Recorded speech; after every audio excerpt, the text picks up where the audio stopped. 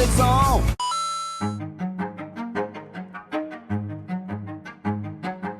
A menudo me preguntan sobre si la web novel es diferente de la novela ligera. Mi respuesta suele ser la misma. Existen agregados a la trama, pero el argumento pasa por los mismos puntos narrativos, mismos nudos y demás. Lo que se hizo en las novelas ligeras fue aprovechar para agregar un par de capítulos extra para saber qué estaba haciendo cierto personaje en un momento en específico, o expandir el universo y el lore, como es el caso del que hablaremos en el presente trabajo. Para darles un ejemplo de lo que digo, en el volumen número 7 se introducen algunos nuevos personajes y se explora la depresión de Rudius con más detenimiento, sin alterar lo que acontece luego, es decir, la entrada a la universidad mágica. En el volumen número 15 hay un capítulo en donde Eris se dispone a encontrar un trabajo para ayudar a la familia y termina como seguridad en la portería de la universidad mágica, algo que no dura mucho, pero el capítulo entero se centra en explorar algo que ya existía en la novela web, la inseguridad de Eris como esposa inútil en tareas del hogar. Ella, al proteger a Norn de un pesado, se percata de que su lugar siempre fue el de protectora. Este es un capítulo extra en el dicho volumen número 15. Existen otros volúmenes como el número 16 que combina dos capítulos como lo fueron la reunión entre hombres y la reunión entre mujeres, ya saben, aquel donde hombres y mujeres se juntan por separado para profundizar sus relaciones y beber y demás. Estos dos capítulos ahora forman parte de uno solo, el capítulo 9 de la novela ligera llamado Antes de partir al reino de Asura. El mismo volumen a su vez introduce un capítulo nuevo llamado Biblioteca Laberinto para expandir el lore, y es en el que está basada la portada de tal volumen. En el volumen número 21 tenemos un capítulo original para echar un breve vistazo a la huida de Gizu tras la revelación en la carta de Milis, llamado El mono y el lobo, en el que se explora su relación con Hitogami y se cuenta un poco más de por qué Gizu lo ayuda con más detenimiento. Y así por aquí y por allá tenemos unos cuantos agregados. Con los ejemplos que he puesto queda de manifiesto lo que comenté en un principio. Se agregan cosas, se reorganizan otras, algunas se cambian, se expande el lore, pero los puntos narrativos centrales por los que pasa la historia son columnas de acero inamovibles. No les voy a mentir, algunos cambios de lore son un poco profundos, pero siempre enriquecen la historia. Sin embargo, hay un volumen muy particular con un cambio desde mi perspectiva más que bienvenido, en donde se explora ese continente que en la novela web se dejó sin explorar. Me refiero al continente divino o celestial, este que aparece al norte del mapa de Mushoku Tensei, entre los continentes central y demoníaco. En el volumen 3 de la novela web se habla por primera vez sobre este continente de la siguiente manera: continente celestial. Es el lugar en el que habita la raza celestial. Es un continente cuyas ciudades y caminos se encuentran a 3000 metros de altura del nivel del mar, situado encima de una enorme montaña difícil de escalar. Situémonos en contexto primero. La novela ligera en la que ocurren los hechos que se van a narrar es la número 23, la cual adapta cosas del volumen de la novela web número 22, pero agrega unos cuantos capítulos cambiando eventos como el bautismo de Sighart Saladin Greyrat como excusa para explorar el continente divino o celestial y así agregar lore. Mi propósito con este video es contar muy por encima los aspectos importantes que introduce cada capítulo de dicho volumen. Quiero agregar que la información facilitada es una traducción del japonés al inglés un poco tosca, con lo cual se dará una idea general y provisoria. Como verán, el autor aprovechó todo el volumen 23 para contar una historia de refuerzo de lazos familiares y expansión de lore.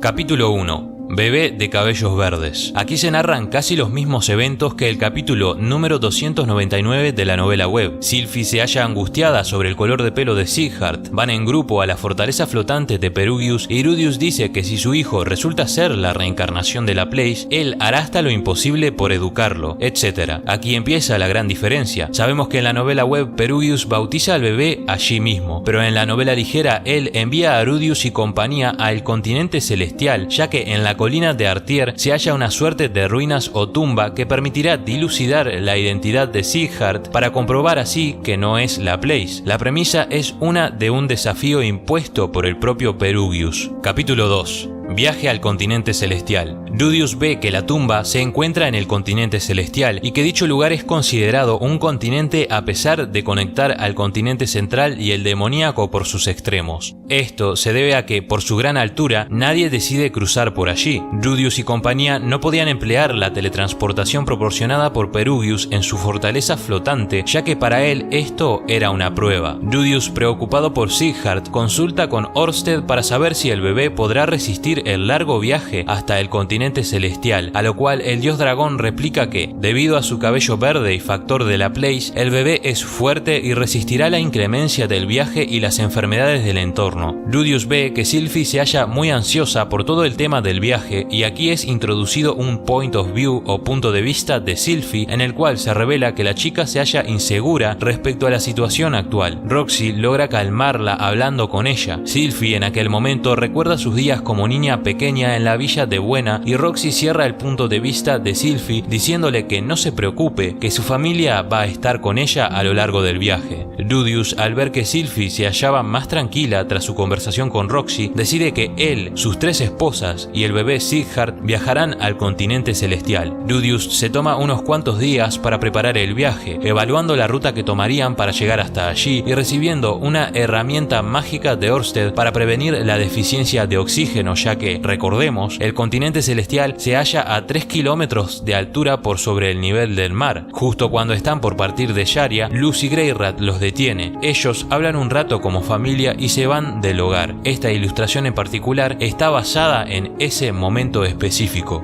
Tras aquello, Rudius, Sylphie, Roxy, Eris y Sighart van hasta el extremo del continente celestial que conecta con el continente central en el noroeste, y Rudius emplea magia de tierra para crear un cubículo de piedra y elevarlo, con ellos dentro, hasta el continente celestial. Cada 50 metros, Rudius tenía que crear un nuevo pilar desde otro punto para continuar la subida. Si mis cálculos no me fallan, para completar 3000 metros, Rudius tuvo que crear 60 pilares de 50 metros solo para alcanzar el borde del continente. Allí tienen otro dato: hace falta alguien con gran capacidad de mana y control para la ascensión, otra razón por la cual la gente evita el continente celestial, además de el poco oxígeno. En este capítulo pasan un par de cosas familiares. Primero, Sighart rompió uno de los dedos de Rudius al jugar con él. Sylphie lo cura. Vemos que Sighart es muy fuerte físicamente. Eris y Roxy comentan que enseñarán a los hijos esgrima y magia, lo que ayuda a Sylphie a calmarse un poco. Tras aquello, al fin arriban al continente celestial. Capítulo 3. Artier,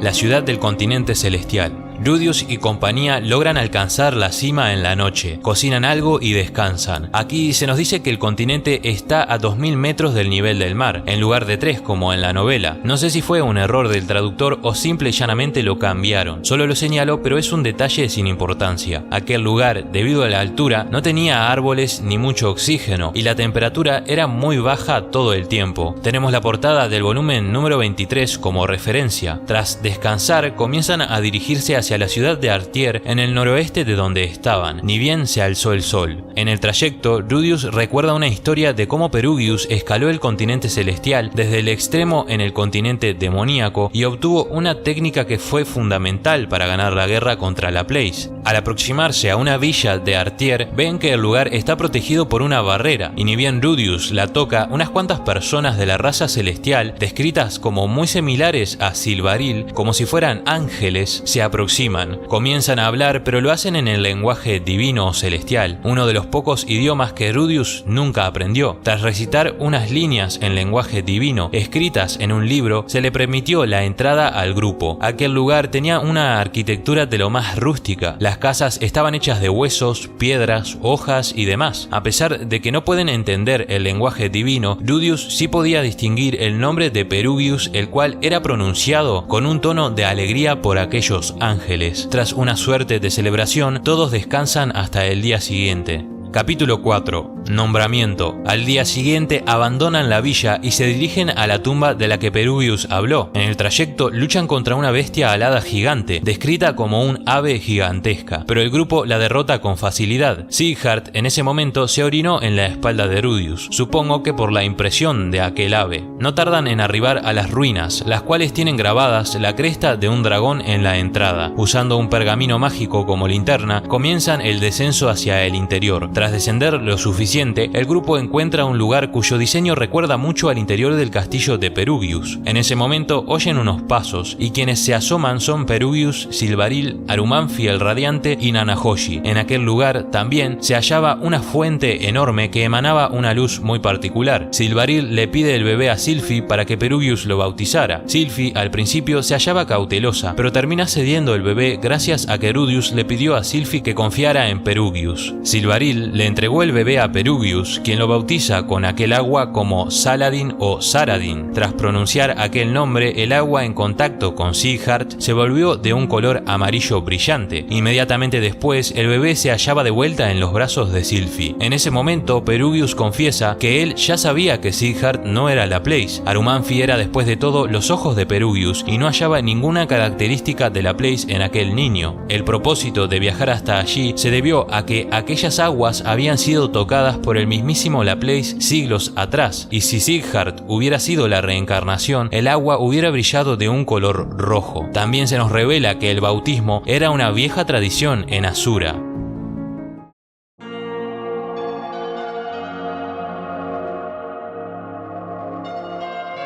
Allí lo tienen, el viaje al continente celestial. Claro que los capítulos son mucho más largos y mucho más ricos, pero esto es, en someros términos, lo que se cambió. Después pasa lo mismo que en la web novel. El círculo de Nanahoshi para regresar está completo, solicitan la ayuda de Rudius y como Nanahoshi falla, decide congelar su tiempo. Para detalles ya saben, este video y este video. Este volumen añade capítulos extra para expandir los eventos que llevarían a la batalla final. Por un lado, Rudius regresa con Eris a la Tierra Sagrada de la Espada para solicitar la ayuda del ex dios del filo Galfarion, pero él mismo se hallaba desaparecido tras perder contra Gino Bridge, quien no puede ayudar a Rudius porque aún hay personas que no lo aceptan como dios del filo y debía sostener su posición allí. Rudius había llevado una de las espadas malditas que Galfarion había querido durante tantos años para ayudar con la negociación, pero fue en vano porque él no estaba allí. Tras otras cosas, se van del lugar en busca del dios del norte Caruman III, ya que Alexander era el séptimo poder mundial y posiblemente apóstol de Hitogami.